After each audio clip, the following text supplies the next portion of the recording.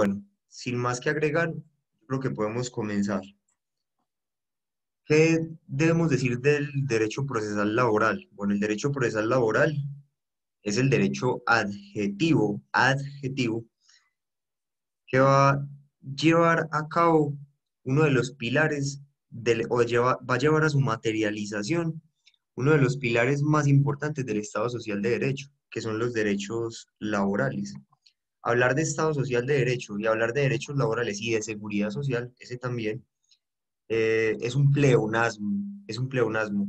Los pensadores socialdemócratas, ya les voy a enviar un artículo ¿quién es capaz, quién puede armar un grupo de WhatsApp con los números de celular de todos para enviar videos, información? ¿Quién nos colaboraría?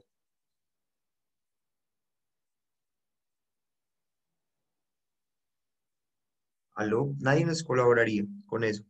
O poner todos los números para armar un grupo y enviar videos, información.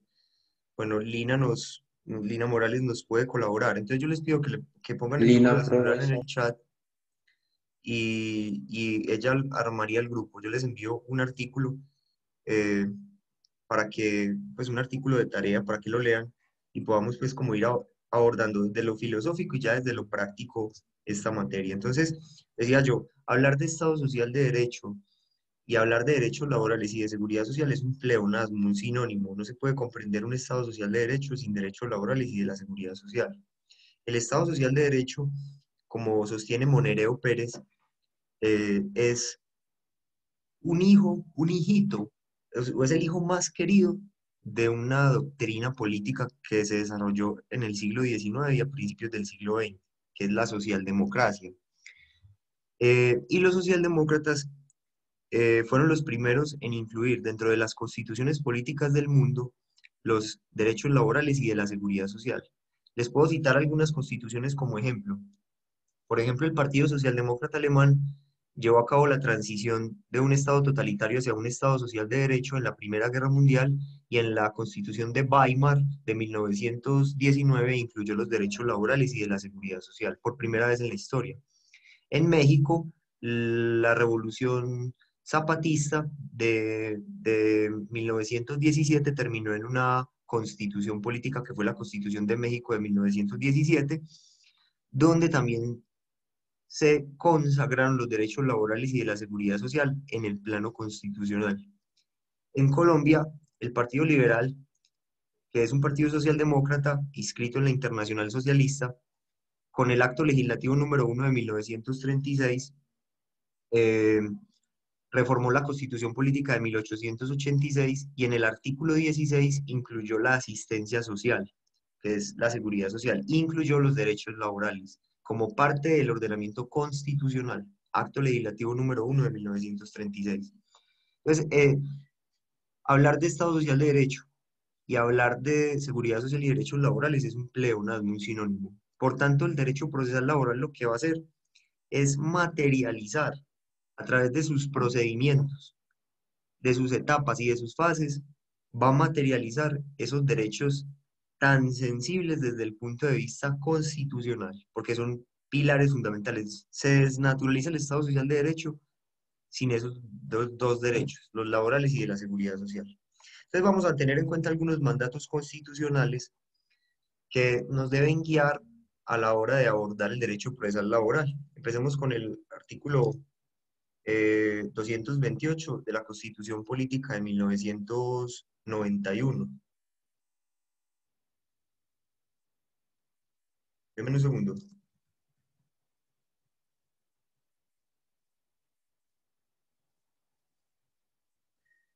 Entonces, vamos a la Constitución Política de 1991, al artículo 228, que nos dice lo siguiente. La administración de justicia es función pública. Sus decisiones son independientes. Las actuaciones serán públicas y permanentes, con las excepciones que establezca la ley, y en ellas prevalecerá el derecho sustancial. ¿Dónde quiero yo poner hincapié en esta expresión? En ellas prevalecerá el derecho sustancial. Si eso es cierto para toda la administración de justicia, si esta premisa de que prevalezca el derecho sustancial es cierta y es válida para toda la administración de justicia, sí que es más cierta en lo referente a la jurisdicción ordinaria, competencia laboral y de seguridad social, puesto que los derechos que allí digamos, se debaten son derechos de profunda sensibilidad social. Una pensión de vejez, una pensión de invalidez o una pensión de sobrevivientes significan sin duda alguna lograr o no una vida digna para muchas personas o para muchas familias. Lo mismo, el reintegro laboral producto de un despido discriminatorio por razón de la discapacidad o de la edad o de la maternidad implica sin duda alguna la dignificación de las condiciones de vida de muchas personas. Entonces, los derechos que se debaten durante, digamos, el ejercicio o la actuación de la jurisdicción ordinaria son derechos de alto calado social. Por acá ya Lina hizo el link, si quieren lo pueden agregar a sus chats y les voy a enviar de una vez un artículo que me van a leer, eh, digamos como introducción a la materia. Ahí se los acabo de enviar, listo. Ese artículo es escrito por mí eh, con la finalidad de, digamos, fortalecer digamos, las bases filosóficas sí, las bases filosóficas de todo nuestro andamiaje jurídico en materia laboral, de toda esta construcción jurídica en materia de seguridad social y derecho laboral. Y para que entiendan la importancia de los derechos laborales y de la seguridad social y el contexto histórico en el que se desarrollan. Entonces, eh, este mandato de que prevalezca el derecho sustancial, ya se los voy a explicar con un ejemplo. Vamos otra vez a la pantalla a compartirla. Este mandato de que debe prevalecer el derecho sustancial se debe también relacionar con lo dispuesto en el artículo 13, inciso tercero de la Constitución. O sea, eso es como una triada. Esos tres artículos que voy a mencionar es una triada. No se puede entender la Constitución política sin esos tres artículos, ni de los derechos laborales y de la seguridad social, sin hacer una lectura de esos tres artículos de una manera detallada. Entonces ya vimos el 228 que nos da el mandato de primacía del derecho sustancial. Ahora pasemos al 13, que nos habla del derecho fundamental a la igualdad, pero me interesa en especial el inciso tercero, que nos dice que el Estado protegerá especialmente a aquellas personas que por su condición económica, física o mental se encuentren en circunstancias de debilidad manifiesta y sancionará los abusos o maltratos que contra ellas se cometan. ¿Qué quiere decir esto? Que según nuestro modelo constitucional, las personas más vulnerables merecen un trato especial. Y lo cierto es que en el proceso laboral que debate derechos laborales o de seguridad social, se discuten los asuntos de este tipo de personas. Personas que tienen condiciones vulnerables desde lo económico. Por ejemplo, un trabajador despedido, una madre cabeza de familia despedida, una madre embarazada, un prejubilado. Físicas, los discapacitados o las personas de la tercera edad que están, porque la edad es digamos, una realidad fisiológica que tiene que ver con la fisiología del ser humano y allí también se debaten temas relativos a la pensión de vejez para dignificar esa tercera edad. O también mental, porque la discapacidad no solo es física, sino mental. No estoy relacionando la edad con la discapacidad, pero la discapacidad, o sea, esa noción de lo físico puede estar relacionado con una discapacidad física o con la edad. Y la noción de lo mental con una discapacidad mental. Entonces, cuando estas personas que en la mayoría de las veces se encuentran en circunstancias de vulnerabilidad manifiesta, eh, acuden a la jurisdicción, más aún es cierto que hay que aplicar el mandato establecido en el artículo 228 de la Carta Superior, es decir, la prevalencia del derecho sustancial por encima de interpretaciones en exceso formalistas, interpretaciones. No es que prime el derecho sustancial sobre el procesal, aclaro. Eso no es lo que quiere decir la Constitución, porque el derecho procesal, de todas maneras, en el fondo, responde a una noción sustancial, que es el derecho fundamental al debido proceso, ¿cierto? No, el derecho procesal no solamente se trata de procedimientos y reglas, El derecho procesal también se trata del debido proceso, que es un derecho humano y un derecho constitucional fundamental, es decir, también es un derecho sustancial.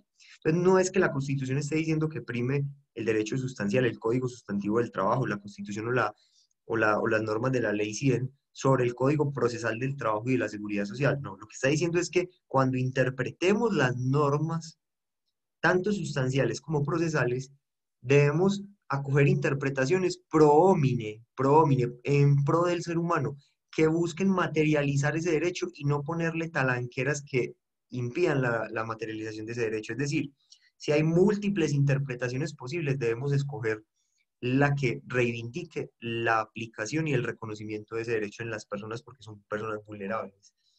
El artículo 1 de la Carta también nos trae otro mandato, perdón, el artículo cuarto de la Carta completa esa triada inseparable, indisoluble, que debemos tener en cuenta, eh, digamos, en el ejercicio de esta área del derecho laboral y la seguridad social y el derecho procesal laboral, completa esa triada que nos dice que la Constitución es norma de normas y en todo caso de incompatibilidad entre la Constitución y la ley u otra norma jurídica, se aplicarán las disposiciones constitucionales. Entonces, ¿por qué digo esto? Bueno, digo esto por lo siguiente, porque la actividad judicial tiene que estar acompasada por ese mandato constitucional y por nuestro modelo constitucional, que es el Estado Social de Derecho que predica una redistribución de la riqueza hacia los más vulnerables. Esa prédica de redistribución de riqueza está en el artículo 13, que nos dice el Estado promoverá las condiciones para que la igualdad sea real y efectiva y adoptará medidas en favor de grupos discriminados o marginados y obviamente lo del trato especial, la protección especial. Entonces, la última encuesta sobre necesidades jurídicas insatisfechas muestra que en Colombia, entre más pobres se es, entre más vulnerables se es, tercera edad, discapacitados, madre cabeza de familia, trabajadores vulnerables del salario mínimo, trabajadores modestos, entre más vulnerables se es, la gente tiene peores y mayores conflictos. O sea, eso refleja, o sea, que el conflicto en Colombia es profundamente regresivo. Entre más pobre, más conflictos tienen las personas. Eso obviamente eh, genera una desigualdad también, ¿cierto? Una desigualdad frente al conflicto. Eh, y eh, ¿por qué hago por qué hago toda esta relación introductoria? Porque nosotros nos debemos preguntar, antes de abordar las normas procesales, qué jurisdicción procesal queremos y también si los resultados de la jurisdicción en Colombia son redistributivos y, digamos, están relacionados con nuestro modelo constitucional, que predica una relación directa entre derecho, justicia y democracia.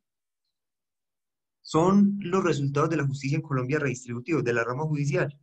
Yo creo que son bastante lejanos a eso. O sea, pues yo que llevo 10 años litigando en la jurisdicción, todavía veo que los jueces aplican tesis arbitrarias frente al reconocimiento de los derechos fundamentales y sobre todo en esta área.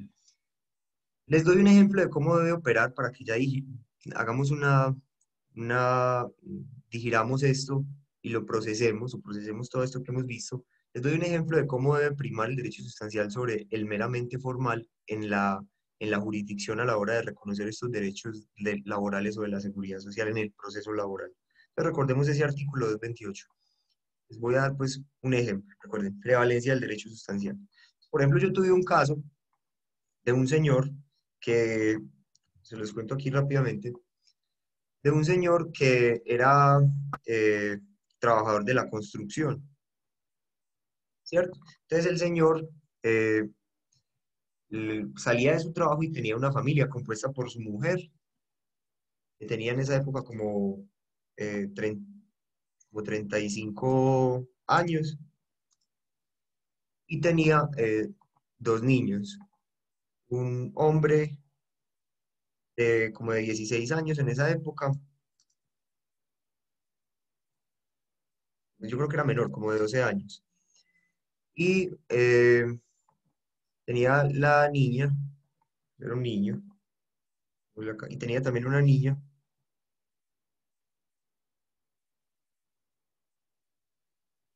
como de, como de 15 años. Entonces él, saliendo de trabajar, pues le gustaba, él era trabajador de la construcción, un oficio humilde. Saliendo de trabajar, le gustaba irse a conversar con sus amigos a la quebrada, cerca de la casa donde él vivía, había una quebrada y se iba allá a conversar. Le gustaba también la marihuana, entonces se iba a consumir marihuana. Pues yo no estoy haciendo un patrocinio de eso, yo no consumo drogas y no estoy pues, de acuerdo con eso, pero es un país libre. Si él lo hace, pues yo qué puedo hacer. Entonces se iba a la quebrada a consumir droga con sus amigos, marihuana, pues, pero era un hombre responsable, él no, él veía por su familia, etcétera, etcétera.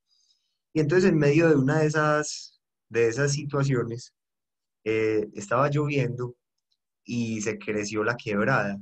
Y él en medio de esa situación alucinógena, cuentan los amigos, se metió a la quebrada y nunca más volvió a aparecer. El cadáver nunca se encontró. ¿Me siguen hasta ahí? ¿Me están escuchando o no? Sí, Sí, profe. señor. Sí, profe. Entonces nunca jamás volvió a aparecer el cadáver. Entonces la señora apareció en mi oficina 4 años después de ese hecho. Ese hecho sucedió, pongámosle, el 11 de noviembre de 2009, ¿cierto? Pongámosle 11 de noviembre de 2009, la desaparición, ¿cierto? La señora apareció en mi oficina 4 años después, 2009, 2010, un año, a 2011 otro año, a 2012, a 2013. Ella apareció en mi oficina como en el 2014. Y me dijo, doctor, es que yo tenía un esposo que era trabajador y bueno, se desapareció y, pues yo le pregunté a un abogado y me dijo que para reclamar la pensión de sobrevivientes, pues le pregunté en esa época que él se desapareció, que para reclamar la pensión yo debía esperar 4 años. Entonces por eso vengo hoy acá porque pues mi hijo, que fue estudiante suyo, yo fui profesor del SENA antes de ser profesor universitario y daba ya en el SENA clases de legislación laboral a los auxiliares, a los estudiantes de las técnicas de auxiliar contable y auxiliar administrativo. Entonces el muchacho estaba estudiando una técnica laboral en el SENA, ya pues como tiempo después, cuando yo lo conocí como en el 2014, creo que el muchacho sí era mayor, tenía como 13 años, una cosa así, era muy jovencito. Entonces, cuando yo lo conocí, él estaba estudiando en el SENA y entonces ella me dijo, mi hijo me lo recomendó, que porque usted es laboralista, entonces no sé qué hacemos, doctor, si se puede o no sacar la pensión. Entonces yo le dije, mire señora, a usted le dieron una muy mala asesoría. ¿Por qué? Porque no tenía que esperar 4 años. O sea, en Colombia, para que una persona se declare muerta presuntiva por desaparecimiento, solo es necesario esperar 2 años, ¿cierto? Ustedes saben que el Código Civil dice, vamos a mirar el Código Civil. La señora, pues cuando el marido desapareció, se dedicó a ser costurera, a oficios de costurera, de costurera en talleres de confección. Pues ganaba pues, muy modestamente y veía por esos dos muchachos. Los estaba pues como sacando adelante sola. Entonces, el Código Civil en el artículo 96 establece que la muerte presuntiva por desaparecimiento, ahí lo ven, en el 97, perdón, se dice que si pasaren 2 años sin haberse tenido noticias del ausente, se presumirá haber muerto. O sea, que uno puede iniciar un proceso de muerte presuntiva por desaparecimiento 2 años después, no 4. Una mala asesoría.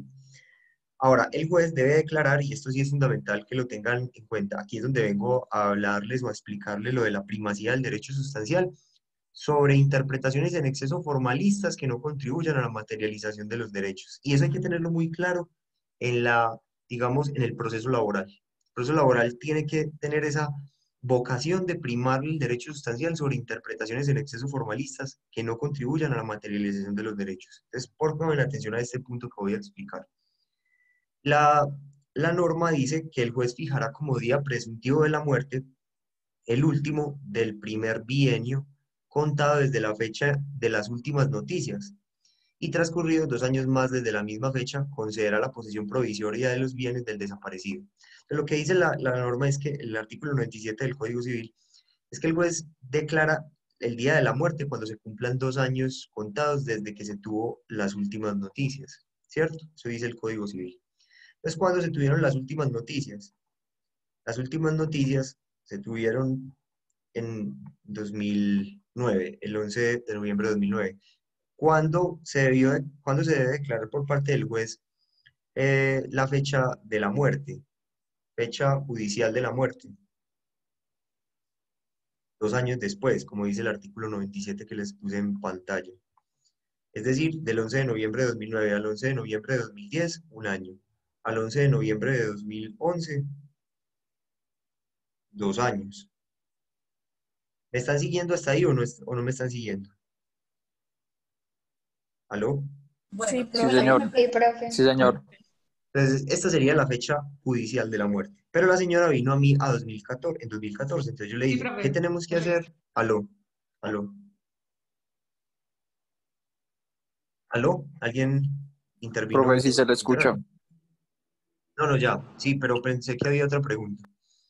Bueno, la señora vino a mí a 2014, en 2014, entonces yo le dije, bueno, ya pasaron 4 años, usted no se ni tenía sino que esperar dos, pero bueno, hagamos los trámites para que a usted le reconozcan su pensión, porque usted tiene derecho. Yo veo, según lo que usted me trae aquí, estos documentos, la historia laboral de su marido, que usted le asiste el derecho a la pensión de sobrevivientes.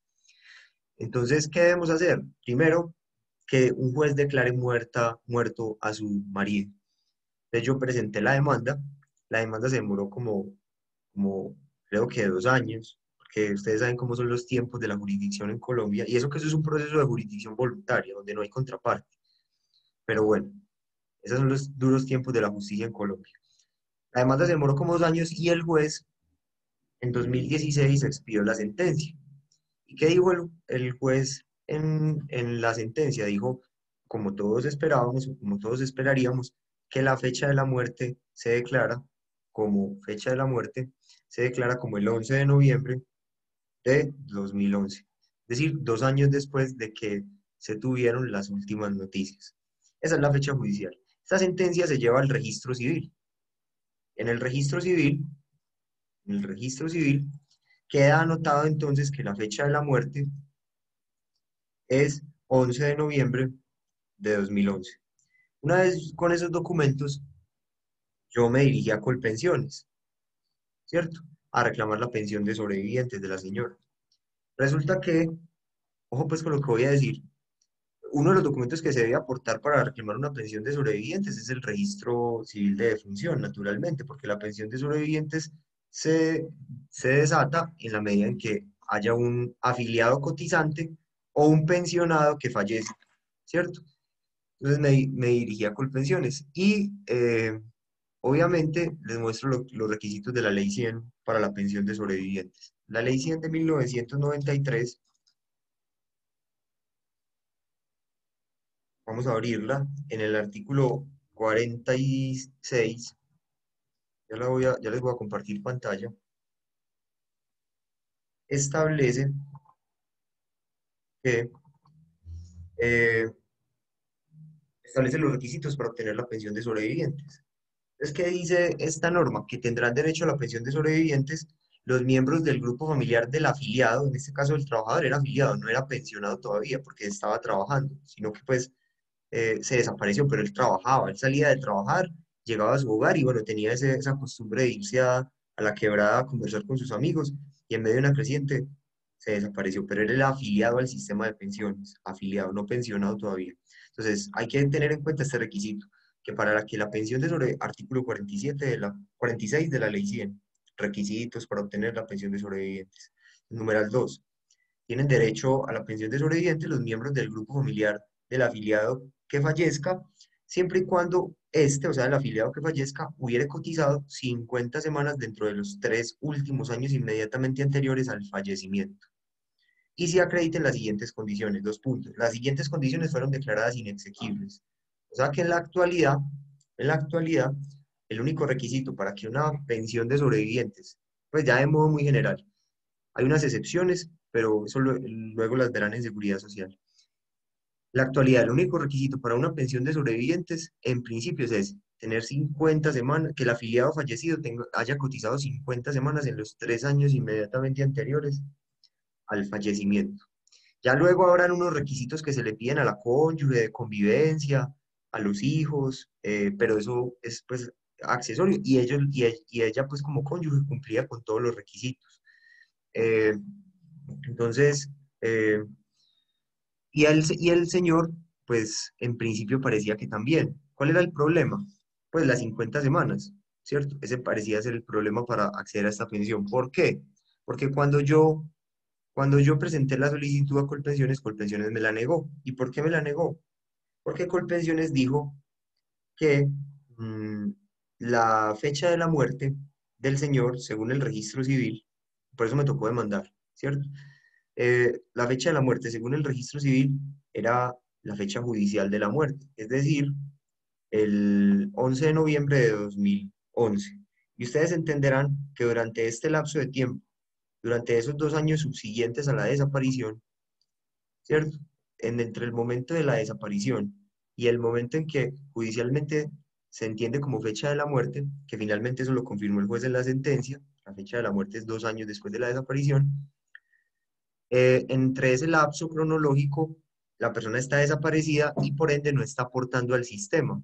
Entonces, si la ley 100 exige 50 semanas en los 3 años anteriores a la fecha de la muerte, ese lapso de tiempo donde buscaríamos esas 50 semanas sería, según pues esa interpretación que acabo de mencionar, desde el 11 de noviembre de 2011, fecha judicial de la muerte, 3 años atrás, al 2010, al 2009, al 2008 hasta el 11 de noviembre de 2008. Hasta ahí me están siguiendo. Aquí en este lapso de tiempo, en este lapso, entre estas dos fechas, habría que buscar 50 semanas de cotización a pensión para poder que obtuviera, pues como cumpliera el requisito de haber dejado causada una pensión de sobrevivientes. Sin embargo, el problema es que desde el 2009 él se desapareció y él no pudo cotizar entre el 2009 y el 2011. Entonces, si yo contaba desde el 2011 hacia atrás, 3 años, para buscarle 50 semanas, me iba a encontrar con un periodo muy grande de tiempo. Todo 2011, todo 2010 y parte de 2009 hasta noviembre, donde él no cotizó.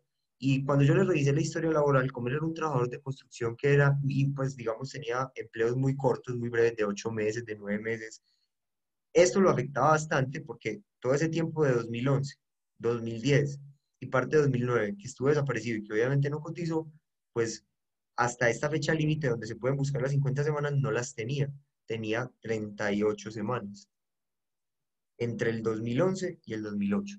Sin embargo, yo no quedé conforme con la tesis de Colpensiones porque yo conozco que la Constitución dice que debe interpretarse el derecho con base en la primacía del derecho sustancial. Y no solo eso, sino que además el artículo 53 de la Constitución Política de Colombia,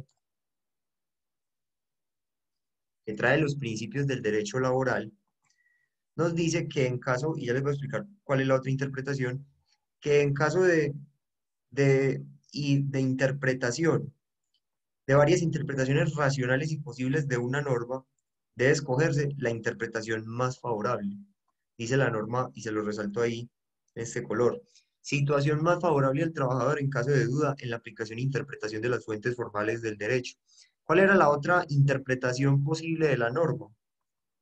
La pensión de sobrevivientes está constituida para salvaguardar ¿qué? ¿Qué busca salvaguardar la pensión de sobrevivientes? ¿Ustedes qué creen? ¿Esa prestación qué finalidad tiene? Pues es un amparo a una persona que ha perdido a su cónyuge o a la persona a la O a que su le puede padre. a la persona que se cause, a su padre. Exacto. Es decir, O de está, garantizar el mínimo vital, tal vez. exacto, está dirigida para garantizar que la persona, digamos, la familia, el núcleo familiar del afiliado o el pensionado que fallezca, además de tener que soportar la carga espiritual por la muerte de ese ser querido, no tengan que soportar la carga material, porque él contribuía y ya no va a estar. Entonces, para eso está constituida. Entonces, la pregunta mía es, ¿desde cuándo este núcleo familiar vio reducidas o vio reducido su nivel de vida? ¿Desde el 2009 o desde el 2011? Porque si decimos desde el 2009, yo me puedo ir mucho más atrás, me puedo ir desde el 11 de noviembre de 2009, 3 años hacia atrás, me puedo ir hasta el 11 de noviembre del año 2009, 2008, 2008, 2007, hasta el 2006. Y como en esa época él no estaba desaparecido, en este lapso de tiempo, en estas dos fechas, vamos a ponerlas aquí iguales para que todos, no más. Ah, espera, espera, yo lo pongo acá. Y como entre estas dos fechas, 11 de noviembre de 2009 y 11 de noviembre de 2006, que son los 3 años anteriores a la desaparición real y efectiva, a la desaparición real y efectiva, y no a no a la muerte formal, porque una cosa es una sentencia que dice usted está muerto desde esta fecha, pero otra cosa es la fecha real en donde desapareció. Entonces, yo les pregunto, la afectación, la finalidad de la pensión de sobrevivientes es proteger el ingreso de esa familia. ¿Desde cuándo se generó la afectación al ingreso de esa familia? Desde la fecha formal, meramente formal, que está en el papel, que declaró muerta a esa persona, que fue digamos, finalmente se confirmó en la sentencia producida en 2016, o desde la desaparición real y efectiva. ¿Ustedes qué creen? ¿Desde Desde la cuándo se... desaparición. En 2009, la Desde la desaparición. desaparición.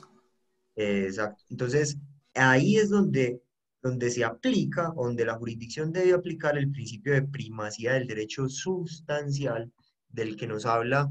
Entonces yo demandé y obviamente gané. Tuve que demandar a Colpensiones y gané la demanda. Y solicité, obviamente pues en la demanda yo motivé primero que habían dos interpretaciones posibles, pero que se debe escoger la más favorable en caso de duda, porque ambas son razonables. Ambas son razonables, pero en caso de duda debemos escoger la más favorable. Y segundo, lo que yo arranqué esta clase y es invocando de la jurisdicción esa primacía del derecho sustancial sobre interpretaciones en exceso formalistas, secretariales, si se quiere, al pie de la letra, exegéticas, que no contribuyen a la materialización de los derechos fundamentales de las personas, que pasa mucho en Colombia, ¿cierto? Hay un divorcio profundo de lo que se vive en la práctica frente a nuestro modelo constitucional. Los abogados parece que nos hemos olvidado de cuál es nuestro modelo constitucional. ¿Y por qué parece que nos hemos olvidado? Porque el sistema en la práctica funciona como un escalador social elitista que reproduce esquemas de desigualdad. Y se los planteo de la siguiente manera. Yo hace poco mencionaba que eh, en una reciente investigación realizada por López Medina, un número significativo de abogados, la mayoría de los encuestados, pensaba que hablaba un acrolecto o un tecnolecto por oposición a un sociolecto. Acrolecto viene de acros o superior, lecto de lenguaje. Tecnolecto viene de tecnos, latín tecnos y lenguaje, pues lenguaje técnico, por oposición a un sociolecto o lenguaje del común. Entonces, la mayoría de encuestados pensaban que hablaban un lenguaje, o un lenguaje superior al del común de las personas, acrolecto, o bien que hablaban un lenguaje técnico, pero en ningún caso un sociolecto. Es decir, eh, los abogados levitan, eh, dicen muchas personas, acusan muchas personas, eh, pues en referencia a ese ego astronómico. El derecho astronómico. El derecho es visto por muchas personas como un escalador social. Y una vez allí, una vez es abogado, entonces se reproducen esos esquemas de desigualdad que contribuyen a no materializar nuestro Estado social de derecho. Es más, con el lenguaje que usa la jurisdicción en las sentencias y con el lenguaje que nosotros mismos utilizamos en nuestras actividades procesales, no estamos contribuyendo para que la gente conozca sus derechos fundamentales. La gente no entiende el lenguaje en el que hablan los abogados. Entonces la pregunta es, eso no debería ser así, obviamente, pero la pregunta es, ¿eso sí contribuye con la justicia y con la, o sea, sí, esto sí honra la relación que debe haber entre derecho, justicia y democracia? Porque ese lenguaje está muy lejos del que habla la gente y por tanto no tiene relación con la democracia. Y por otro lado, quizá tampoco tenga relación con la justicia, porque no buscamos interpretar las normas de acuerdo a nuestro modelo constitucional de revisión de redistribución de riqueza, sino que interpretamos las normas de acuerdo a un formalismo secretarial, como el que les acabé de contar, que no contribuye a la materialización de los derechos de las personas, sabiendo que nuestro modelo constitucional lo establece que debe ser una interpretación sustancial. Recuerden que en Colombia hay un índice de pobreza monetaria del 27% y un 7% de las personas viven en situación de pobreza extrema. Entonces es ahí donde estos mandatos que se deben, digamos, aplicar por parte de la jurisdicción deben ser insoslayables en el desarrollo de la misma. Así las cosas, entonces yo creo que ha sido muy pertinente esta primera introducción o acercamiento a la materia. Eh, en ese sentido, entonces yo creo que ya podemos empezar a abordar unos temas más técnicos, a descender un poco hacia lo técnico. La invitación es a que tengamos un compromiso con la democracia y la justicia, que, digamos, eliminemos de nuestro lenguaje todas esas aquellas pedanterías lingüísticas, esas arrogancias lingüísticas que no contribuyen a que la gente entienda sus derechos, que es un papel muy importante que nosotros cumplimos en la sociedad, y también a que interpretemos la ley, tanto en la jurisdicción como los litigantes, de acuerdo a nuestro modelo constitucional. Bien, entonces vamos a empezar con el Código Sustantivo del Trabajo, con el Código Procesal del Trabajo y de la Seguridad Social. Colombia tiene un Código Procesal del Trabajo y de la Seguridad Social que está representado en el decreto 2158 de 1948. Ha sido objeto de muchas reformas, pero digamos el cuerpo original es ese, y fue adoptado como legislación permanente por el decreto ley 4133 del 48. Entonces, ese es el Código Procesal del Trabajo y de la Seguridad Social. ¿Esto qué quiere decir? Que en el proceso laboral vamos a aplicar esa vieja regla de interpretación que reposa en nuestro ordenamiento jurídico. Ya les digo en qué ley está, en la ley 57 de 1887, que dice que regla especial prima sobre la general. Lex specialis deroga generalis, decían los romanos. Entonces, nosotros nos vamos a ir al Código General del Proceso por analogía, para llenar vacíos. Pero en lo que de manera especial está en el Código Procesal del Trabajo y la Seguridad Social, que es la materia que rige especialmente, pues es el código que rige especialmente esta área, aplicamos el Código Procesal del Trabajo y de la Seguridad Social. Esto lo dice la misma normatividad de este código en el artículo, déjenme un segundo.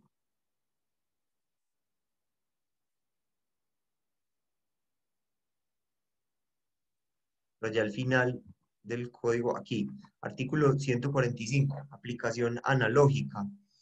A falta de disposiciones especiales en el procedimiento del trabajo, se aplicarán las normas análogas de este decreto y en su defecto las del Código Judicial, luego llamado Código de Procedimiento Civil, hoy llamado Código General del Proceso. Entonces, lex specialis deroga generalis, vieja regla de interpretación jurídica decimonónica o antigua, de hace más de 200 años, que obra en la Ley 57 de 1887.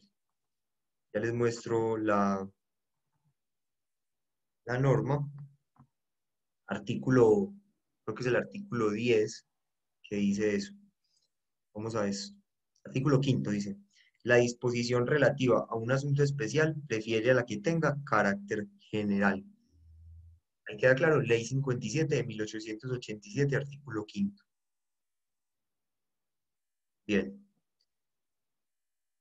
¿Vamos entendiendo hasta ahí todo? ¿Vamos bien o no vamos bien?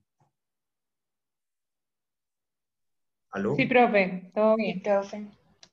Bueno, perfecto. Entonces volvamos al Código Procesal del Trabajo y vamos a decir que el Código Procesal del Trabajo tiene un ámbito de competencia. Ese ámbito de competencia se aplica a los siguientes asuntos.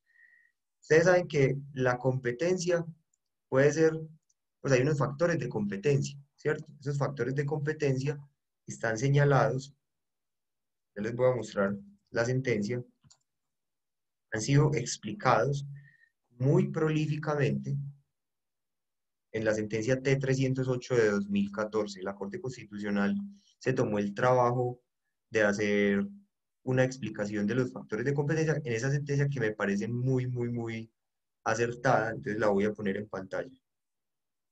Permítanme un momento. Y los vamos a ir viendo uno a uno. ¿Por qué es importante ver los factores de competencia? Para saber de qué, para responder a la pregunta, y ese podría ser el título del tema, ¿de qué conoce, de qué asuntos conoce la jurisdicción ordinaria, competencia laboral y seguridad social? Entonces, primer factor de competencia, el factor objetivo. Es aquel criterio que sirve para especializar las áreas de la jurisdicción, penal, civil, administrativa, etc. Por eso es llamada en razón al litigio, dada por el proceso y la cuantía. En razón a la cuantía se refiere al costo del proceso en cuanto a lo reclamado en la petición y el valor de la diferencia entre lo reclamado y lo concedido. Entonces, ¿qué quiere decir esto? Vamos a un archivito de Excel y lo abrimos, lo guardamos al mismo archivo que estamos trabajando. Y vamos a decir lo siguiente. Entonces, vamos a explicarlo de la siguiente manera. Factores de competencia. Aquí, a continuación. Es el primer, competencias. Espera, yo le quito el plural. Factores de competencia. El primer factor de competencia sería el objetivo. El factor objetivo, que a su vez nos hace relación, pongámoslo por acá, nos hace relación a dos cosas. O sea, se divide en dos ese factor de competencia. Nos hace relación a dos cosas. A, vamos a poner esto en colores para que lo vamos entendiendo. A, la materia, y B, la materia, y B, a la cuantía. Materia o naturaleza del asunto, que es lo mismo. Suele utilizarse en la doctrina como naturaleza del asunto. Y B, la cuantía, ¿cierto? Empecemos con este factor objetivo y vamos añadiendo otros factores a medida que vamos avanzando en el desarrollo de la asignatura. Faltan más factores de competencia, el factor funcional, el factor territorial, faltan más, pero los veremos luego. Por ahora yo creo que empecemos con este factor, que es el primero que se divide en dos: naturaleza y materia del asunto y cuantía. En la jurisdicción ordinaria, competencia laboral, el factor objetivo, en razón a la materia y la naturaleza del asunto, lo encontramos descrito en el artículo 2 del Código Procesal del Trabajo y de la Seguridad Social. El artículo 2 es el que nos dice, de este Código Procesal del Trabajo y la Seguridad Social, es el que nos dice qué asuntos son los que se deben llevar por la jurisdicción ordinaria competencia laboral. Recuerda que la jurisdicción ordinaria tiene varias competencias. Está la competencia civil, la competencia penal, la competencia de familia y la competencia laboral. Esas son las competencias que hacen parte de la jurisdicción ordinaria. Ustedes ya eso lo deben saber porque ustedes deben haber visto derecho procesal general o teoría general del proceso y les debieron haber explicado que la jurisdicción ordinaria, vuelvo y repito, se compone de unas competencias. La jurisdicción ordinaria, que su órgano de cierre es la Corte Suprema de Justicia, se compone de la competencia civil, la competencia penal, la competencia familia y la competencia laboral, ¿cierto? Nosotros, como área de Derecho Laboral y Seguridad Social, pertenecemos a la jurisdicción ordinaria, no a la contencioso administrativa, cuyo órgano de cierre es el Consejo de Estado, no a la JEP, cuyo órgano de cierre es la, la, bueno, la Corte de Jurisdicción Especial para la Paz, los magistrados de la JEP, ¿cierto? No pertenecemos tampoco pues todos los jueces son constitucionales, pero si fuéramos a ser esquemáticos, el órgano de cierre es la Corte, aunque ustedes saben, la Corte Suprema, aunque de todas maneras la Corte Constitucional está por encima de todas las demás altas cortes, indudablemente, porque cuando la Corte Constitucional habla, es como si la misma Constitución estuviera hablando, y la Constitución es norma de normas, artículo cuarto de la Carta Superior. Entonces, ¿qué asuntos, este factor objetivo de materia o naturaleza del asunto nos dice qué asuntos se deben sustanciar o llevar a cabo? Sustanciar quiere decir procesar. ¿Qué asuntos se deben procesar en la jurisdicción ordinaria, competencia laboral? Pues para responder a esa pregunta debemos asistir a ese artículo 2 y empezar a ver qué asuntos son los que se deben llevar por esta jurisdicción. Permítame, yo guardo este archivo para enviárselos de manera posterior al WhatsApp y que les quede como el registro de lo visto en clase. Tengo un segundito, clase de procesal laboral del 12 de agosto de 2020. Entonces vamos ahora sí al código procesal y miremos esas materias. Entonces, aquí nos dice las materias. Artículo 2. Estoy en el Código Procesal del Trabajo y de la Seguridad Social. La jurisdicción ordinaria, sus especialidades laboral y seguridad social, conoce de los conflictos jurídicos que se originen directa o indirectamente en el contrato de trabajo. Todo lo que tenga que ver con temas del contrato laboral, siempre, siempre, todo conflicto que tenga que ver con temas de contrato laboral. Ejemplo, que si un despido sin justa causa y estamos peleando la indemnización, que si una renuncia con justa causa y estamos peleando la indemnización, que si no le pagó las cesantías y estamos pidiendo las cesantías y la sanción moratoria por no consignación de cesantías, que si el trabajador se accidentó por culpa del empleador y estamos pidiendo la indemnización plena de perjuicios por el empleador tener culpa en el accidente de trabajo o en la ocurrencia de la enfermedad laboral. Estamos pidiendo el daño moral, el lucro presente futuro. Que si estamos peleando que no le pagó las primas, las prestaciones sociales. Como todas esas discusiones son en virtud de un contrato laboral, incluyendo las relativas al contrato realidad. O sea, cuando estamos pretendiendo que un juez declare que una relación personal de trabajo humano fue ejecutada por un contrato verbal, pero de carácter laboral, ¿cierto? Esa también encuadraría dentro de esta primera causal. Todo lo relativo al contrato laboral, incluyendo, ojo pues con lo que voy a decir, incluyendo el tema de los trabajadores oficiales.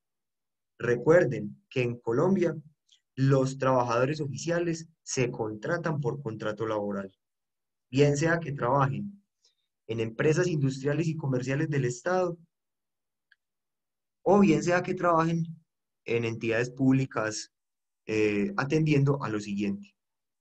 Entonces usted va a encontrar que los conflictos laborales de un trabajador oficial, por ejemplo, de la Secretaría de Obras Públicas, o del trabajador oficial de EPM, no se va a ventilar en la jurisdicción de lo contencioso administrativo, que normalmente, ya voy a explicar eso, que normalmente ventila los conflictos de los servidores públicos con el Estado. Profe, es que estamos demandando a EPM. EPM no es pues una empresa pública, entonces debería irse por la jurisdicción contenciosa administrativa. Profe, es que estamos demandando a la Secretaría de Obras Públicas. Yo soy abogado de un trabajador oficial, estamos demandando a la Secretaría de Obras Públicas del municipio de Medellín porque lo despidieron sin justa causa. Entonces demando. Profe, ¿ante quién demandó? Ante la jurisdicción contenciosa administrativa, porque voy a demandar al municipio de Medellín. No, no, ¿por qué no? Porque es un trabajador oficial. ¿Cómo sabemos cuándo un trabajador es oficial o cuándo es un servidor? Pues cuando es un empleado público. Vamos a responder esa pregunta, porque para, de lo que se siga de esa pregunta, entendemos que no solo son los contratos laborales de los trabajadores del sector privado, que se van a ir por la jurisdicción ordinaria, competencia laboral, sino también los contratos laborales de los trabajadores oficiales. Hasta ahí me siguen en la pregunta, no en la respuesta, esa la voy a dar, pero en la pregunta me siguen hasta ahí o hay dudas o inquietudes hasta ese punto.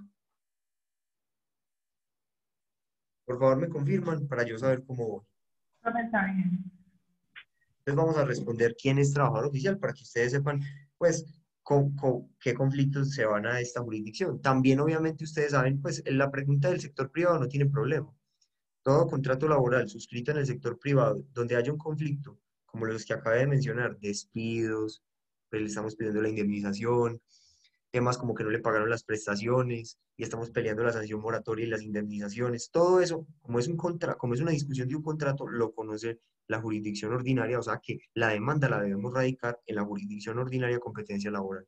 Cuando es el sector privado es muy fácil de entender, pero cuando se trata de un trabajador oficial sí hay unas reglas que hay que seguir. Entonces ustedes, para eso me voy a ir al archivo Excel que venimos manejando y voy a abrir una pestaña para hacer una pequeña clasificación y que ustedes me entiendan. Esto lo voy a hacer muy brevemente. Entonces, en Colombia tenemos algo que se denomina, un grupo de personas que se denomina servidores públicos, ¿cierto? Que es como el conjunto general. Los servidores públicos están clasificados por el artículo, ven un segundo, vamos a la Constitución Política, 125 de la Constitución, creo que ya les voy a decir, 123. Ahí se los comparto en pantalla.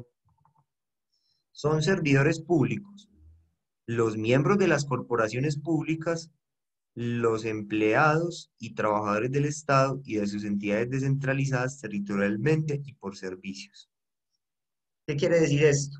Que estas son las tres clases de servidores públicos. Vamos entonces a clasificarlos en el archivo.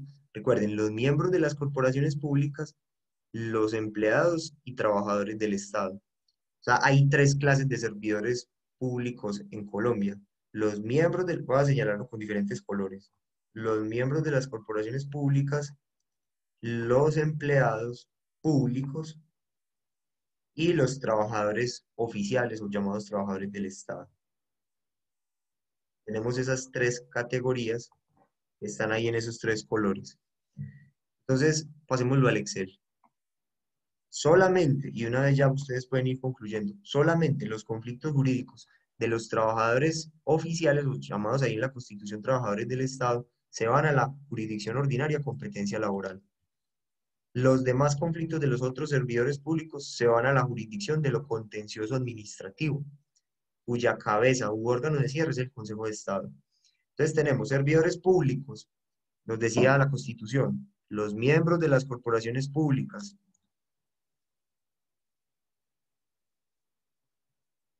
¿Cuáles son las corporaciones públicas? Entonces tenemos consejos municipales y asambleas departamentales, por ejemplo.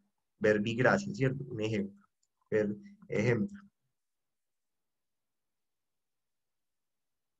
Consejos municipales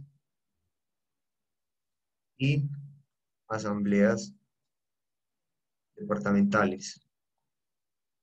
Quiere decir que los concejales y los diputados son servidores públicos. ¿Está claro eso? Son servidores públicos.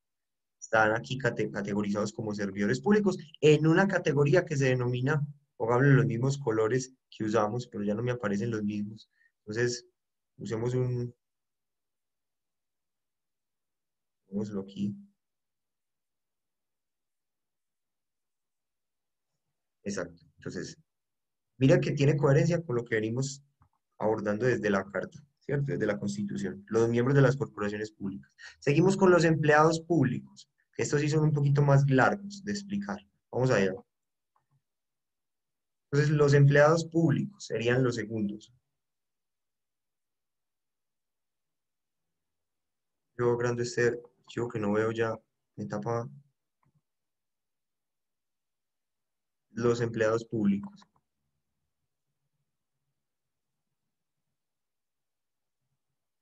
Y en los empleados públicos tenemos varias categorías que nos traen varias normas. Ya les digo cuáles normas, ¿cierto? Pues a modo general, porque esta no es una clase de derecho laboral administrativo, pero inexorablemente tenemos que ver este esquemita para entender cuáles de los conflictos laborales de estos servidores públicos se van por la vía ordinaria y no la contenciosa administrativa.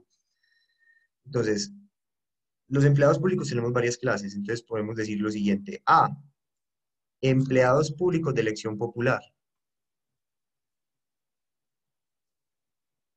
Definamos qué es un empleado público. Un empleado público es una persona natural que, ojo con lo que voy a decir, bajo subordinación laboral cumple unas funciones constitucionales y legales. Entonces, cuando yo digo bajo subordinación laboral, es que el empleado público está subordinado, está subordinado. El tema es que el empleado público, vamos a ver, no se contrata, se nombra. Y ese nombramiento puede ser producto de varias cosas, de una carrera administrativa, o si el cargo es de dirección, confianza y manejo, puede ser de libre nombramiento y remoción. Hay varias maneras pues, de nombrar un empleado público, pero lo claro es que un empleado público es una persona natural, ahorita les muestro cómo es el nombramiento, que bajo subordinación laboral cumple unas funciones que le asigna la Constitución y la ley. Entonces, clases de empleados públicos. Tenemos los empleados públicos de elección popular. Es más, la Constitución nos lo dice en otro artículo. La Constitución nos dice quiénes son esos empleados públicos en el, los divide. Les voy a mostrar. Dice, los empleos, no sé si la están viendo la Constitución. Permítanme, vuelvo y la pongo. ¿La están viendo o no la están viendo? Sí, profe. Dice, los empleos en los órganos y entidades del Estado son de carrera. Se exceptúan los de elección popular, o sea, nos está hablando de los empleados públicos, ¿cierto? Los empleos, o sea, lo que yo puse en color verde. Los empleos, no de los miembros de las corporaciones públicas, que son los diputados y los concejales. Nos está hablando es de los empleados públicos. Los empleos en los órganos y entidades del Estado son de carrera. Se exceptúan los empleados de elección popular, ya vamos a ver cuáles son esos, los de libre nombramiento y remoción, y los de los trabajadores oficiales, que digamos serían los que mencioné aquí en el color amarillo, trabajadores del Estado, ¿cierto? Entonces, ahí ponemos acá este color amarillo para ir diferenciando esquemáticamente esas tres clases de servidores públicos. ¿Qué nos está diciendo aquí la Constitución? Que los empleos públicos se categorizan como de elección popular, de libre nombramiento y remoción y de carrera, ¿cierto? Porque dice que en principio son de carrera, todos los empleos públicos. O sea, se presenta un concurso de méritos y si se pasa, se adquiere el derecho a ser nombrado en ese empleo público, donde vas a tener subordinación laboral, pero cumples unas funciones constitucionales y legales. Ahora, no te contratan, te nombran por acto administrativo. Recuerden cuál es la definición de acto administrativo.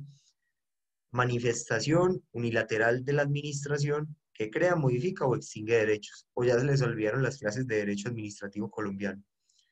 Recuerden que la definición de acto administrativo es manifestación unilateral de la administración que crea, modifica y extingue derechos. Entonces, cuando un empleado gana el concurso, lo nombra. ¿Quién lo nombra? El órgano nominador. Si se gana un empleo público en el municipio de Envigado, lo nombra el alcalde. Por concurso de méritos, pues si se lo ganó, lo nombra el alcalde. Si se ganó un empleo en el Ministerio del Trabajo por concurso de méritos, lo tiene que nombrar el nominador, o sea, el ministro del Trabajo, que es la cabeza máxima de la organización. Sí, sí, bueno, y así sucesivamente. Los de elección popular, ¿quién nombra a la persona que es elegida popularmente en ese empleo público? El pueblo, pues sí, el pueblo lo elige, pero realmente digamos, el Consejo Nacional Electoral tiene que expedir un acto administrativo que declara electo a ese alcalde o a ese eh, o a ese gobernador, o a ese pues sí, a ese alcalde, a ese gobernador, o a ese congresista, más bien, que ahí serían los empleos de elección popular, alcaldes, gobernadores, congresistas. Entonces, mire que también se expide un acto administrativo, que, vuelvo y repito, se define como declaración unilateral, mientras que, por ejemplo, ¿el contrato laboral será unilateral o será bilateral? ¿Ustedes qué creen? Bilateral.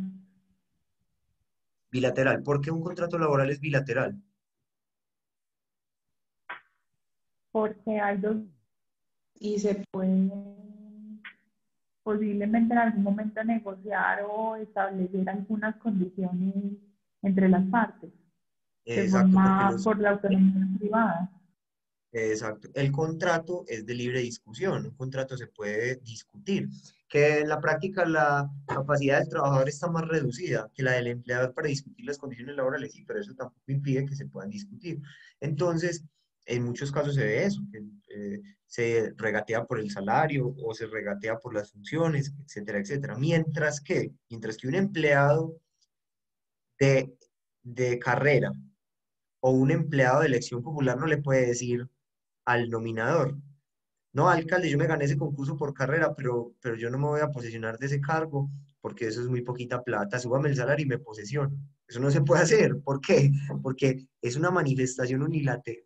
Luego veremos pues muchas otras cosas, pero es una manifestación unilateral de la administración que crea, modifica, extingue derechos. Yo no le estoy pidiendo que discutamos las condiciones del empleo. El empleo ya está reglamentado por la ley, la Constitución y otras normas.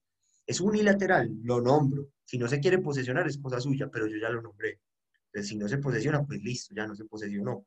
Pero no lo podemos discutir porque es un acto unilateral.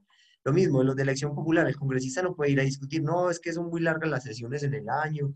No, las condiciones del empleo público no se pueden discutir. El alcalde, que es un empleado público de elección popular, el alcalde de un municipio no puede decir, no, yo no quiero ir a la oficina a trabajar, yo quiero descansar 3 días a la semana y solo trabajo el resto de la semana. No, el alcalde no puede hacer eso porque es un empleado público que ejecuta funciones que le asigna la Constitución y la ley con subordinación laboral. Él está subordinado, él es autónomo. Aparentemente, a que, aunque aparezca que ellos manejan su agenda, ellos están subordinados a la Constitución y la ley. Recuerde que son mandatarios de los ciudadanos, mandatarios, se deben a los ciudadanos, ellos tienen subordinación.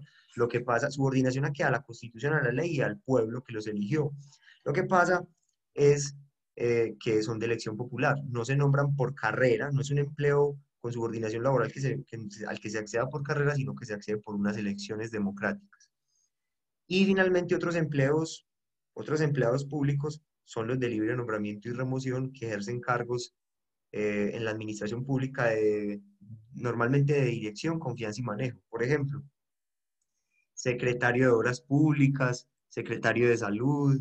Por ejemplo, en la universidad los decanos son de libre nombramiento y remoción, son cargos del nivel de dirección, confianza y manejo, tienen funciones directivas.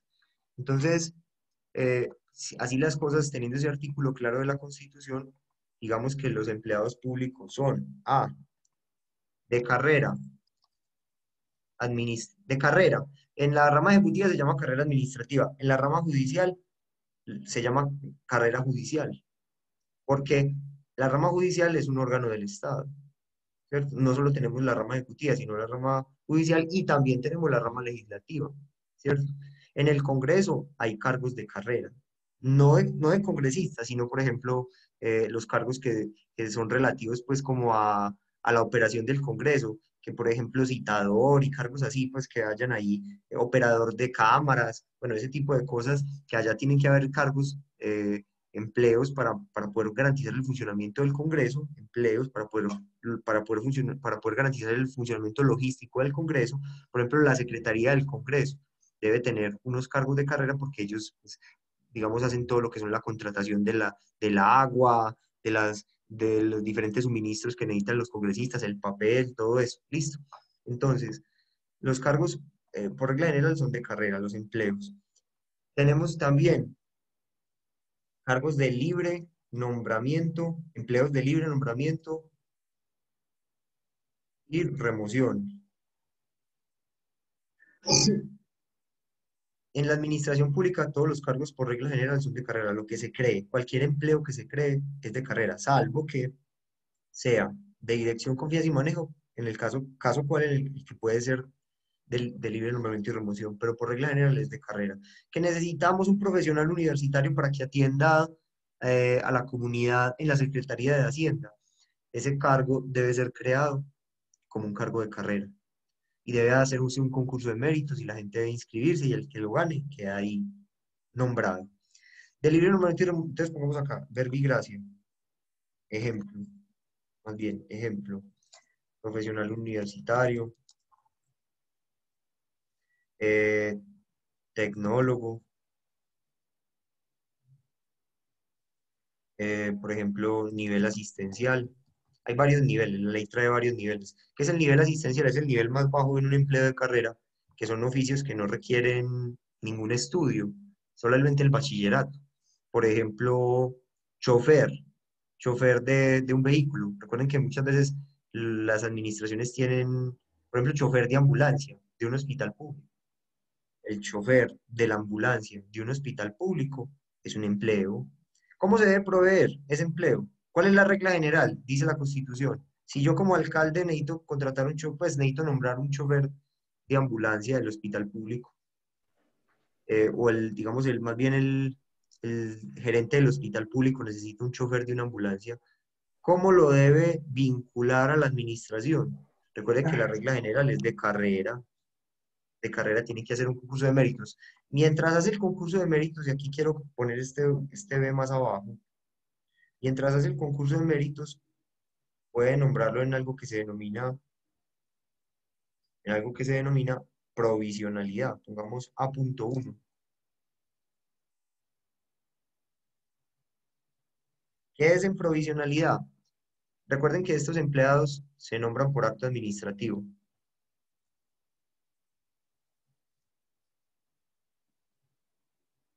No se contratan. Ojo que en un examen el que me diga que se contrata, le pongo 0. ¿Cuál es la definición de acto administrativo? Manifestación unilateral de la Es administración.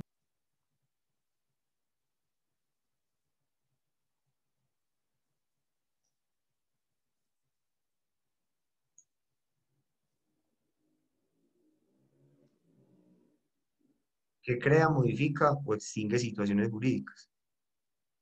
¿Cierto? Esa es la definición de acto administrativo. Entonces, lo nombran en provisionalidad mientras que, ¿qué? Mientras se hace el concurso a ese chofer de esa ambulancia, porque no podemos tampoco parar el servicio de ambulancia del hospital público mientras se hace un concurso que es largo, ¿cierto? Esos concursos los organiza la Comisión Nacional del Servicio Civil. El respectivo ente público manda la solicitud de concurso y la comisión lo tiene que organizar. Entonces, hay una aplicación por App Store que ustedes la pueden descargar, que es Comisión Nacional del Servicio Civil, y ahí les aparecen todas las ofertas de empleo público. Y si ustedes ven que sacaron una oferta, se pueden inscribir. Hay 5 niveles de empleos públicos.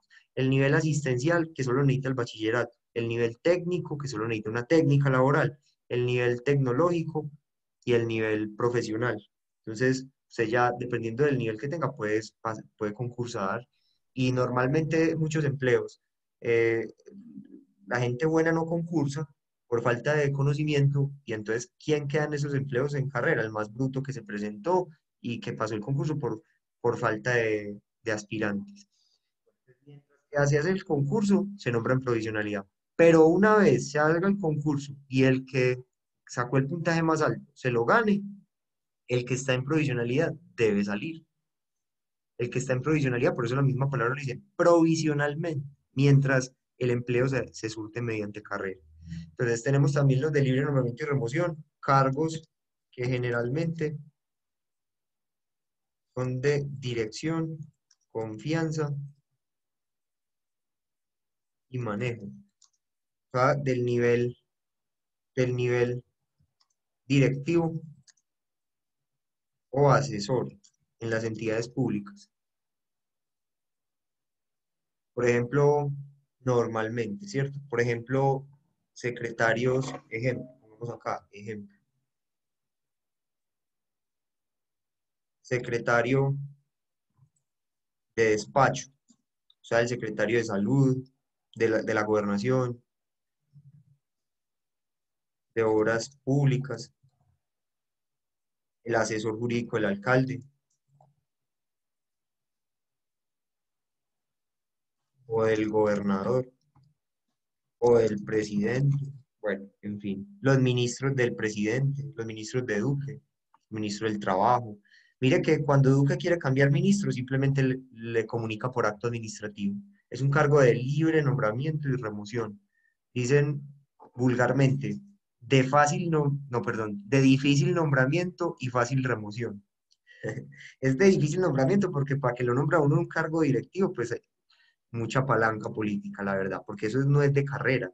Cada administración que llega o cada presidente que llega, llega con su equipo de trabajo. Es difícil nombramiento porque son cargos muy buenos económicamente hablando en remuneración, pero de fácil remoción, en cualquier momento lo sacan porque no tienen que motivar, no tiene que estar basado en que usted sea mal funcionario o buen funcionario, simplemente le llegó a usted cualquier día un acto administrativo que le dice, lo declaro insubsistente, ¿cierto? Entonces, por eso se denomina libre nombramiento y remoción, pero son excepciones, son cargos de muy alta confianza para quien es cabeza de la administración en el ente territorial correspondiente, bien sea municipio, departamento, la nación. En la rama judicial también habrán cargos de libre nombramiento y remoción, etc.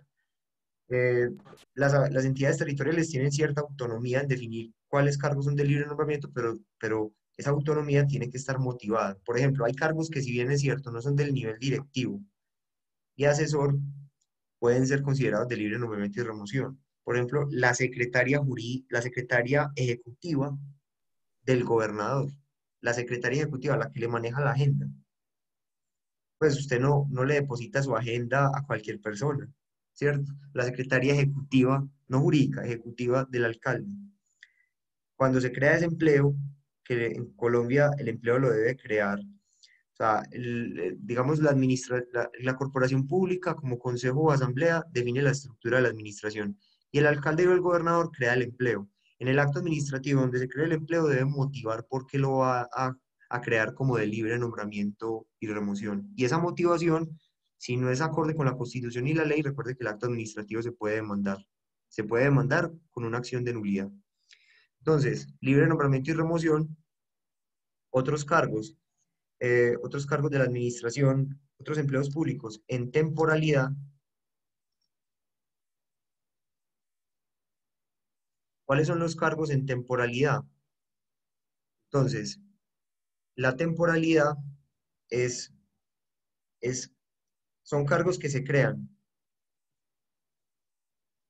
Recuerden que el alcalde o el gobernador es el que crea el cargo, pero el consejo o la asamblea determina la estructura de la administración. Entonces dice, habrá una secretaría de obras públicas que tendrá esta estructura, secretario, profesionales universitarios, tecnólogos, y ya el alcalde crea el número de cargos que se requieran en el nivel municipal, en el nivel departamental el gobernador, en el nivel nacional el presidente, por medio de que los crea, de actos administrativos. En temporalidad, entonces son cargos que se crean por la administración por necesidades extraordinarias del servicio, que no pueden ser superiores a 12 meses, según la ley 909 de 2004. Entonces, por ejemplo, esta pandemia es un ejemplo muy acertado para dar cuenta de estos cargos en temporalidad. Por ejemplo, un hospital público, dada la mayor demanda de pacientes por el COVID-19, puede crear un cargo en temporalidad llamado intensivista. Tienen 10 intensivistas, pero necesitan 5 más para cuidar a la gente que está en cuidados intensivos en un hospital público de Bogotá. Entonces, el gerente del hospital público puede crear unos cargos en temporalidad por necesidades extraordinarias del servicio, póngale que necesite 5 intensivistas más para atender las unidades de cuidados intensivos. Entonces, crea los cargos por 12 meses, no puede exceder de 12 meses, porque motivado en una necesidad extraordinaria del servicio. Estos empleados públicos que acabo de mencionar, estos empleados públicos tienen prestaciones sociales, es decir, son verdaderos empleados, no trabajadores independientes, tienen subordinación laboral. Entonces, estos empleados no van a estar en carrera. Estar en carrera es muy bueno porque mientras usted esté en carrera, va a tener empleo hasta que la entidad pública se liquide. Entonces, por ejemplo, si usted pasa un concurso de méritos, créame que usted va a tener una estabilidad laboral por el resto de su vida. Muy genial. Pues eso es muy genial en un mundo donde la estabilidad laboral es muy precaria, sobre todo en el sector privado. Mientras usted no cometa una falta disciplinaria o no tenga un funcionamiento deficiente, no tenga un rendimiento deficiente, que eso lo miden anualmente en una evaluación anual de desempeño, usted no va a tener problemas y usted va a tener estabilidad laboral. Estar en carrera es muy bueno. En provisionalidad no tanto, porque usted ya sabe que cuando llegue el que se ganó el concurso de méritos, usted sale.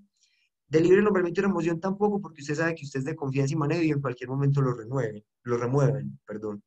Y en temporalidad, usted ya sabe por cuánto tiempo es un nombramiento, no es un contrato, sino es un nombramiento en el sector público. Sabrá que su nombramiento será por 12 meses, porque en el acto administrativo que lo nombra, le dicen por cuánto tiempo, por necesidades extraordinarias del servicio. Entonces tenemos de carrera, en provisionalidad, de libre nombramiento y remoción, en temporalidad. La ley 909, vamos a ver que no me falte ninguno, nos habla de todos ellos. Ley 909 de 2004, ya se las voy a poner en pantalla.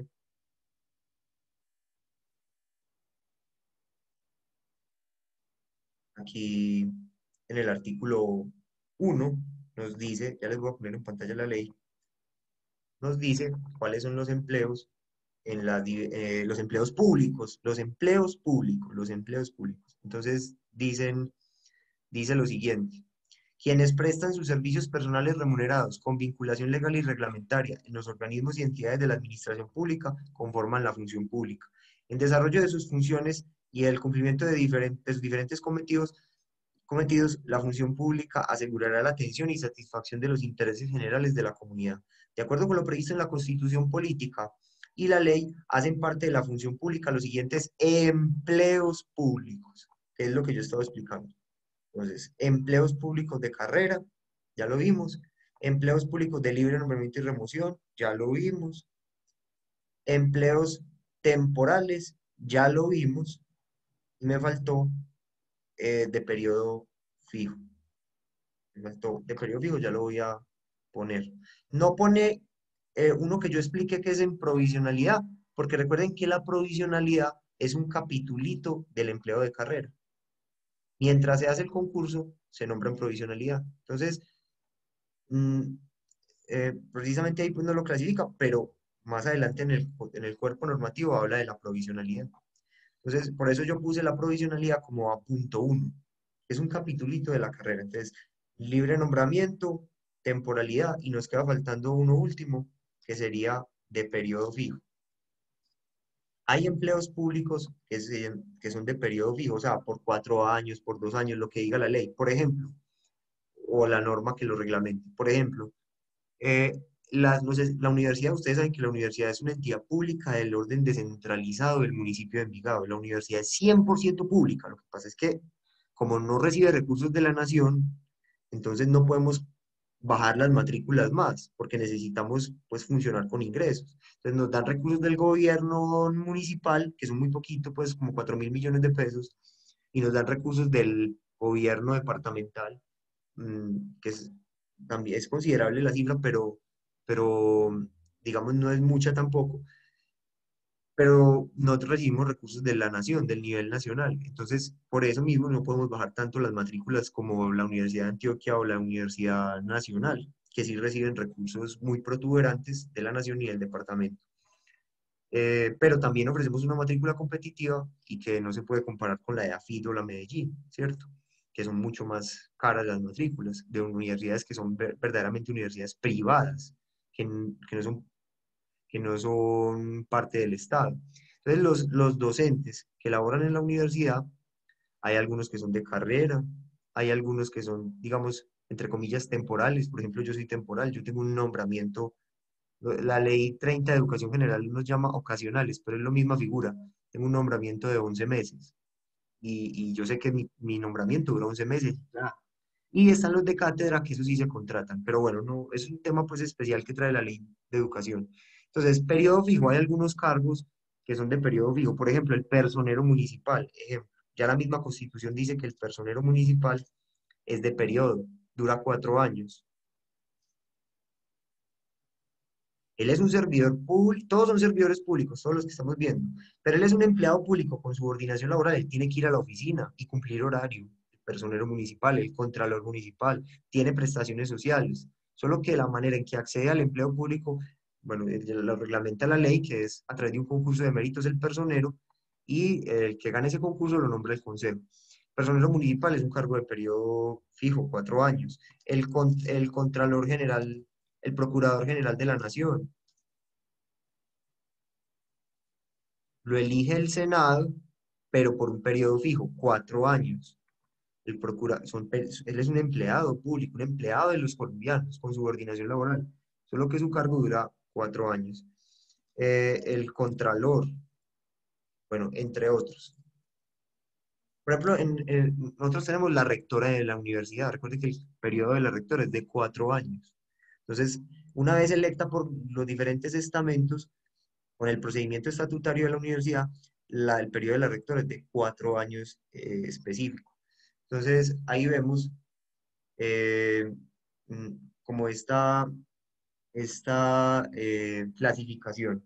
Entonces, ahí ya vimos los empleados públicos. Terminemos, recuerden algo muy importante, los empleados públicos se nombran por acto administrativo, no se contratan.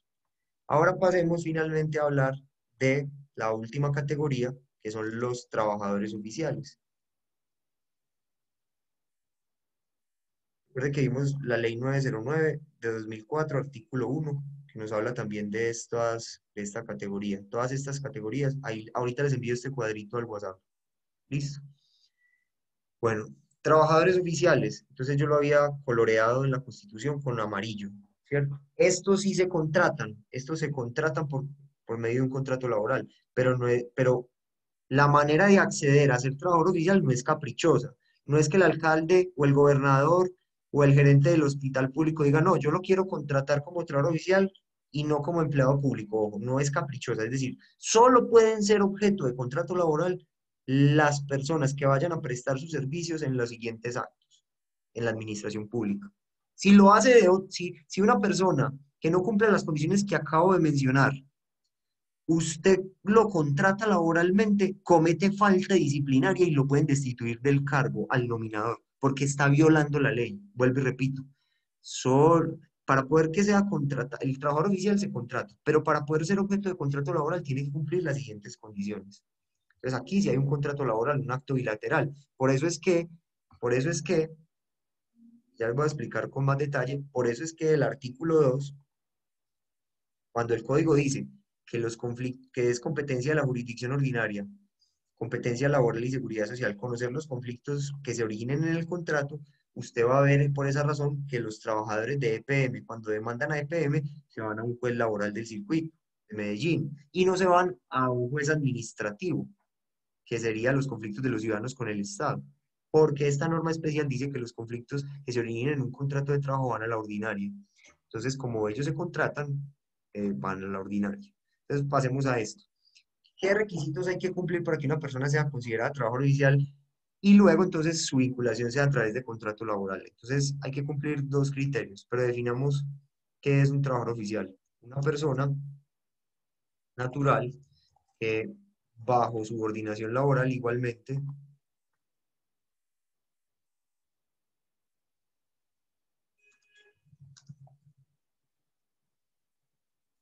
cumple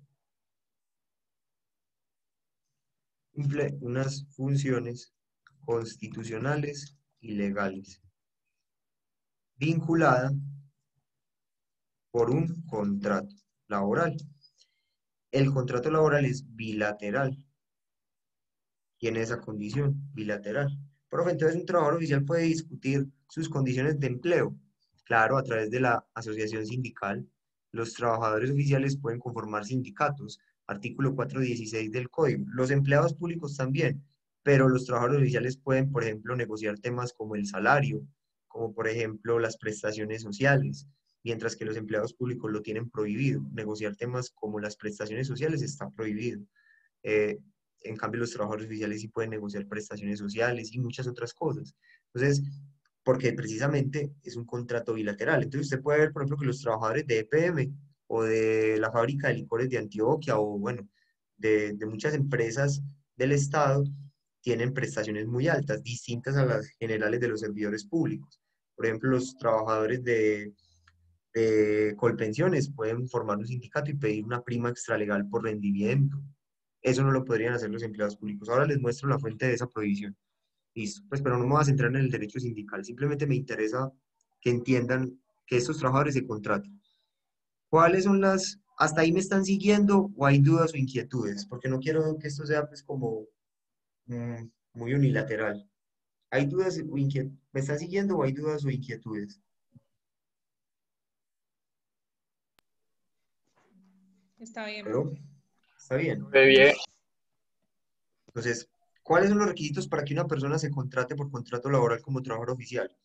Primero, que, que atienda al factor funcional. ¿Qué es el factor funcional? Entonces, les voy a explicar aquí adelante. Son trabajadores oficiales quienes prestan sus servicios en actividades de construcción y sostenimiento y mantenimiento de obras públicas.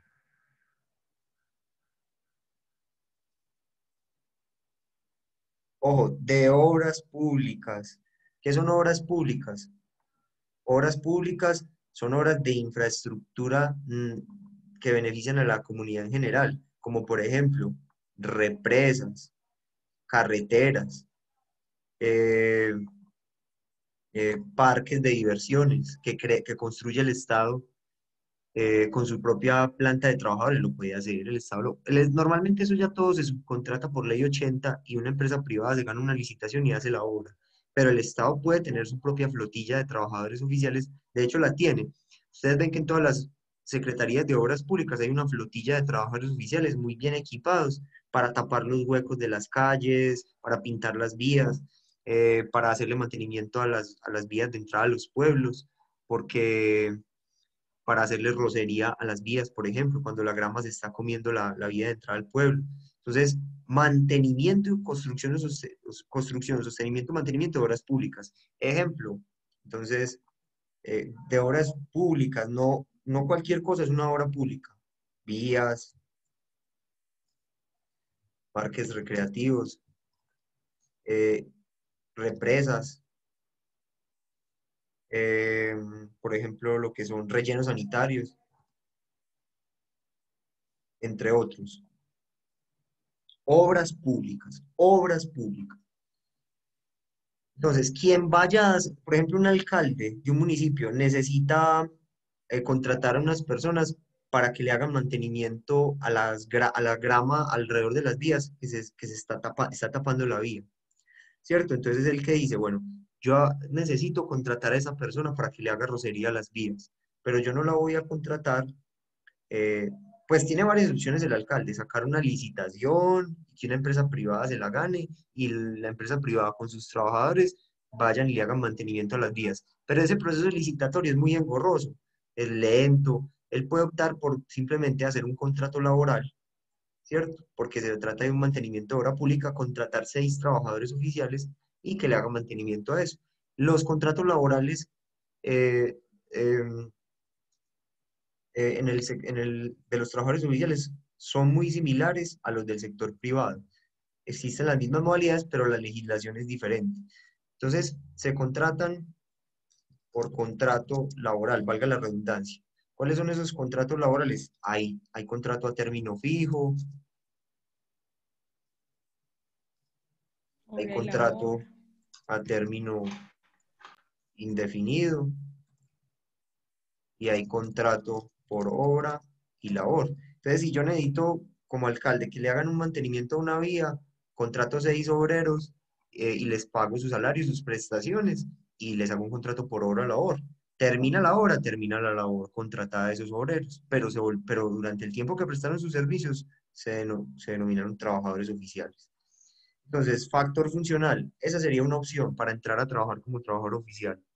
Entonces, ya les muestro la jurisprudencia, que presten sus servicios en actividades de construcción, sostenimiento y mantenimiento de obras públicas. Y otro factor sería el factor eh, orgánico. ¿A qué atiende el factor orgánico? Entonces, ojo con lo que voy a explicar. Cualquiera de los dos da la categoría de trabajador oficial. Son trabajadores oficiales quienes prestan sus servicios en empresas industriales y comerciales del Estado, las famosas EICE, empresas que el Estado es el único dueño, o salvo los cargos de dirección, confianza y manejo, que se entenderán como empleados públicos. Obviamente, como son de dirección, confianza y manejo, entonces son empleados públicos de libre nombramiento y remoción.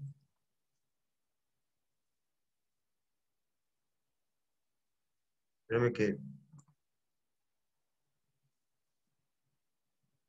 vamos a ver si alcanzamos y si no, dentro de 8 días continuamos. Entonces, vea pues, por ejemplo, ejemplo, ahora está muy en boga EPM.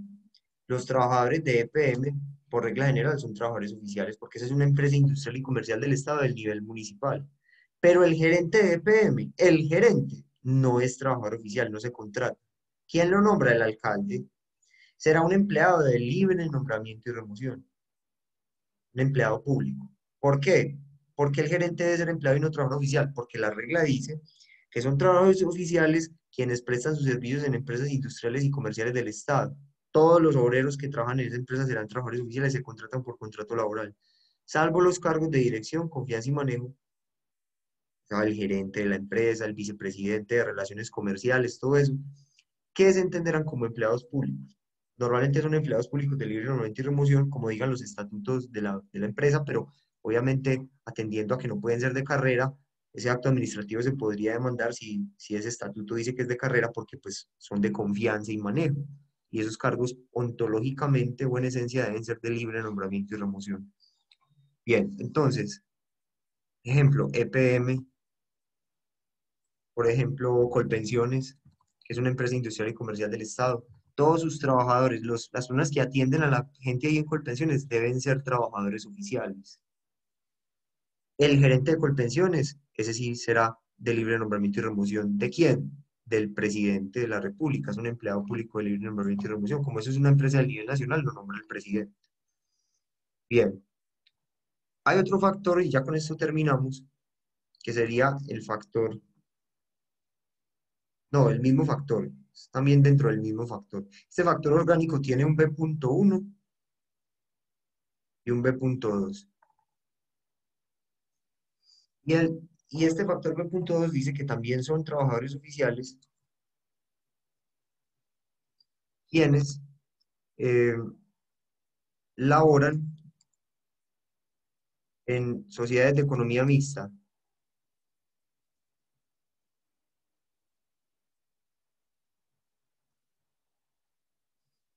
En las que el Estado tiene un 90% o más de participación, salvo los cargos de dirección, confianza y manejo, que serán empleados públicos. Entonces, por ejemplo, empresas, de sociedades de economía mixta. Bueno, por ejemplo, a veces en los municipios crean una empresa de servicios públicos en alianza con un particular, ¿cierto? Que para atender las diferentes necesidades, recolección de basuras, etcétera. Si la crearon en alianza con un capital privado, esos trabajadores que laboren en esa empresa serán trabajadores oficiales solo si el Estado tiene un capital, una participación en esa empresa del 90% o más, salvo los cargos de dirección, confianza y manejo que serán empleados públicos. ¿Quién entonces nombrará al gerente de esa empresa si el Estado tiene el 90% de participación? El particular que tenga el 10 no puede participar allí, será el alcalde o el gobernador, dependiendo del nivel territorial al que pertenezca a esa sociedad de economía mixta. El gerente será un empleado público de libre nombramiento y remoción, los demás serán trabajadores oficiales, pero el requisito es que el 90% de participación sea del Estado para poder que sean considerados como trabajadores oficiales. Si el Estado no tiene el 90%, son considerados trabajadores del sector privado normal, del sector privado normal.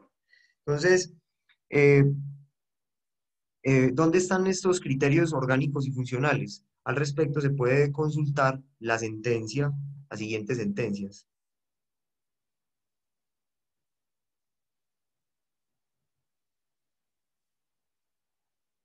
Por ejemplo, una sentencia muy importante es la sentencia con radicado SL 10.610 de 2014 de la Corte Suprema de Justicia. Entonces, fundamentos normativos, acá los pongo. O sea, la jurisprudencia, ¿cierto? Sentencia SL de todo esto que vimos de los trabajadores oficiales. Sentencia SL 10.610 de 2014. También tenemos una sentencia de la Corte Constitucional, ya les digo cuál es. Es la sentencia, déjenme un segundito.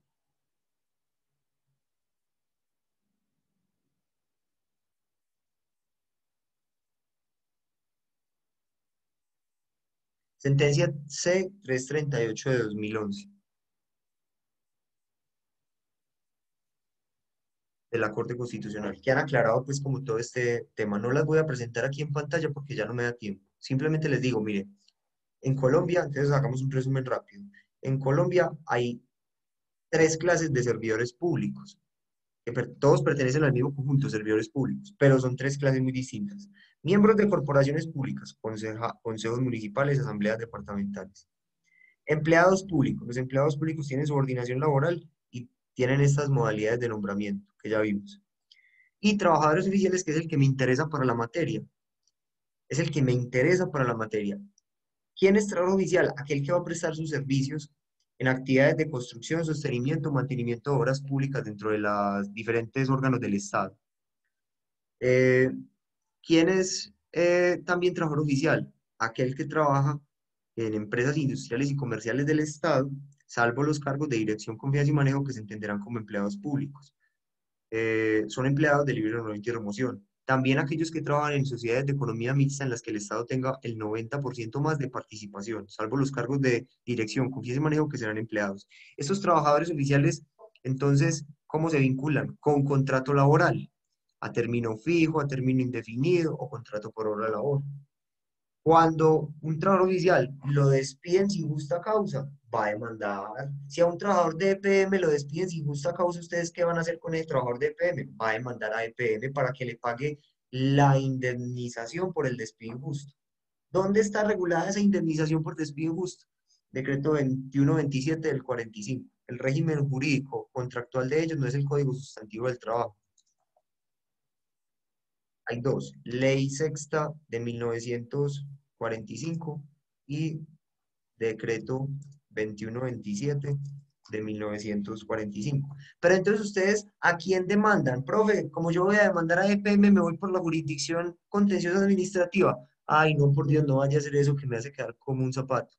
Le rechazan la demanda de plano y ni siquiera se la envían al juez competente porque cuando hay falta de jurisdicción, que es una de las causales para inadmitir una demanda, el juez debe rechazar de plano esa demanda y va a decir, ¿este abogado de dónde salió? No le enseñaron que un trabajador oficial debe demandar es ante la ordinaria laboral. Entonces, pilas, ay, qué pena que no les estaba compartiendo pantalla. Pilas con esto, yo quiero que esto quede muy claro y se los voy a mandar para que lo estudien. ¿Listo? Entonces, ¿cómo terminamos esta clase? Diciendo lo siguiente, todos los conflictos laborales de los amarillos de esta columna de los trabajadores oficiales se van a la ordinaria, en virtud del artículo 2, numeral 1 del Código Procesal del Trabajo y de la Seguridad Social. También los contratos laborales del sector privado, pero del sector público estos en específico. De resto, los de la columna verde, los conflictos jurídicos de los empleados públicos, esos sí se van por la contenciosa administrativa. Si hay un empleado público de carrera que no lo nombraron a pesar de que se ganó el concurso de méritos o que le deben prestaciones sociales o cesantías, etcétera, demanda a su ente que lo emplea, lo demanda ante la contenciosa administrativa. Estos empleados sí demandan ante la contenciosa administrativa. Pero estos trabajadores oficiales, como los contratan, ¿cuál es la razón? Que a estos los nombran por acto administrativo. A la jurisdicción contenciosa administrativa, ¿cómo se accede? A través de los medios de control. ¿Cuál es la acción? Si a mí me nombraron por acto administrativo, ¿cómo tengo que controlar? O me destituyeron por acto administrativo, ¿cómo debo controvertir eso? Con una acción de nulidad y restablecimiento del derecho que discute actos administrativos. Pero como acá no hay actos administrativos en los trabajadores oficiales, sino que lo que hay son contratos, ¿cómo discuto si me despidieron o no? Por una demanda ordinaria laboral, no una acción de nulidad y restablecimiento. Entonces, espero que haya quedado claro. Dejamos por hoy hasta ahí. Nos vemos dentro de 8 días. Que estén muy bien. Yo subo la Gracias, clase profe. Gracias, a Hasta profe. luego, mi gracias. canal. Ya les envío